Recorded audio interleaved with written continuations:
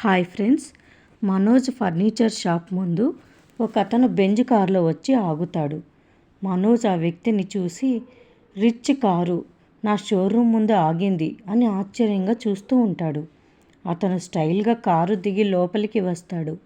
ఒక స్లిప్ ఇచ్చి, నాకు ఈ లిస్ట్లో ఉన్న ఫర్నిచర్ కావాలి అని చెప్తాడు.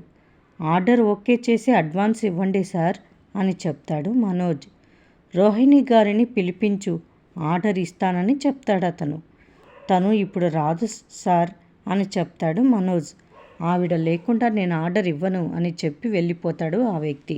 ఇంకా తర్వాత ఆ వ్యక్తి దారిలో వెళ్తూ ఉండగా బాలు మీనా కనిపిస్తారు. ఆ వ్యక్తి బాలుకి ఫ్రెండ్. బాలుని చూసి కారు దిగి వచ్చి బాలుని హగ్ చేసుకుంటాడు. ఇంకా బాలు అతనితో ఇలా అంటాడు, పని ఏదో అడిగావు, నిన్ను చూస్తే పెద్ద బిజినెస్ మ్యాన్లా ఉన్నావు అని అంటాడు. నాకన్నా ముదిరిపోయిన ఒక లేడీ కేడీ ఉంది. ఒక రిచ్ మ్యాన్లా నటించి ఒక షాప్లో ఫర్నిచర్ బుక్ చేయాలి అని చెప్తాడు ఆ వ్యక్తి. షాపు పేరేంటి అని అడుగుతాడు బాలు. ప్రభావతి ఫర్నిచర్ షాప్ అని అతను చెప్పగానే బాలు మీనా ఒక్కసారిగా షాక్ అవుతారు. అంటే ఇదంతా రోహిణి ఆడిస్తున్న నాటకం.